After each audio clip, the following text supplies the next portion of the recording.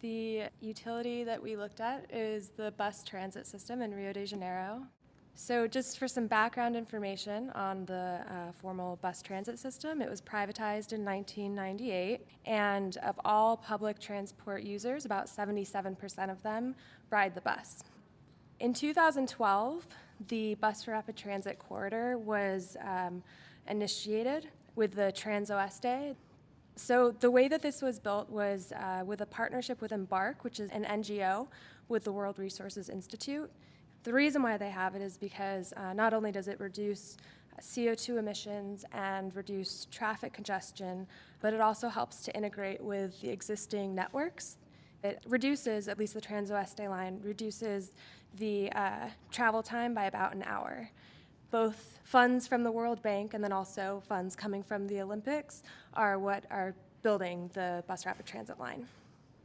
And then on the informal sector, which we'll get into later, there's really no regulation, but the management is done just by private entrepreneurs that own the vans.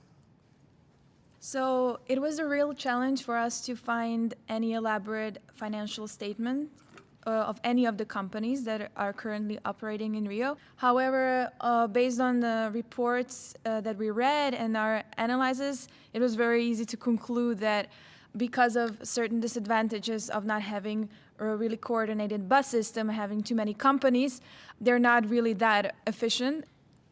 There was a large chunk of money has been invested over the years, of the last 15 years, into public transportation. However, that wasn't really effectively invested, and it didn't produce more efficient and more organized system. All the projects and all the money that's going into investing to new projects is still not really developed in a way that it can be better integrated into another parts of the city, but only into this part of the city that's already well off and doesn't really serve the poor. In terms of the conditions of the poor within Rio, there are the so-called favelas, which are informal settlements that dot largely the higher ground and more difficult to reach topography. At the moment, there's very little integration of these zones into much of the formal transit system. The other major consideration for any forms and adaptations to the Rio transit system are the Olympics and World Cup. This is, likely to put massive stress on the existing transit system, and this is why so much of the so far massive amounts of funds being going into public transportation has been focused around that. The other major aspect of the Rio's transit system is the informal segment of the transit system, that there's a very large network of privately owned vans, and in certain areas they're actually the primary means of transport for the city's poor. This is because they can get up into and have access into many of these hard-to-reach favela areas. The vans are actively competing with the formal bus system as it currently is constructed. But recently, and this is just of last month, after two tourists were attacked in a van, the city has imposed restrictions on these informal van systems. Some have pointed out that this may have a lot more to do with interests tied to the bus companies as opposed to interests related to safety.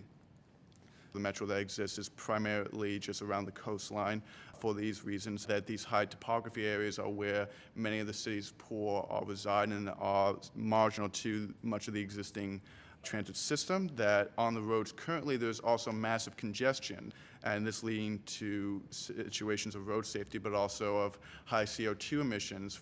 We are seeing a very complex and unevenly developed transit system in whole, where a large sum of funds have been being poured into the transit system of Rio, as we've seen in the financial in terms of loans, but it's in the formal transit system, while the informal transit system, namely these vans, which many of the poor Rio actively use, are effectively being banned and being pushed off the market in these ways. So what we suggest for enhancing the current system is to reintroduce the informal vans and legalize them. It would provide jobs for the inhabitants of favelas. It would also mean that that they could have a chance to stretch out into underserviced parts of the city, which would increase the mobility of the poorer population. those informal vans could also bring them closer to the current existing multi-transit system. They're faster, they're more flexible, which means that more people could also have more jobs in the city, which would increase their revenue, not only of the vans, but also of the whole transportation system. Another thing is that it would be a competition to the existing bus system in terms of prices. We suggest that one of the policy mechanisms to implement that would to create a task force between the state and municipal regulation and management companies and the informal van companies. Other solutions would include to focus on some details that would actually decrease this safety fear of the informal vans, and we could add GPS meters and also add Rio card readers. And Rio card is a card that all the citizens can use for both trains and buses and basically all the public transportation. The readers can also be, for that card, included into informal vans, so the vans legally become part of the whole system. The second major supply-side reform that we view would be beneficial.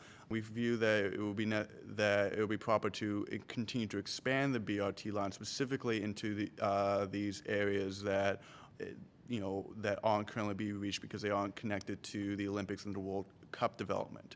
Currently, the BRT lanes that exist are also open to vans and taxis as the system works, and we view that would be an additional benefit to reduce traffic congestions.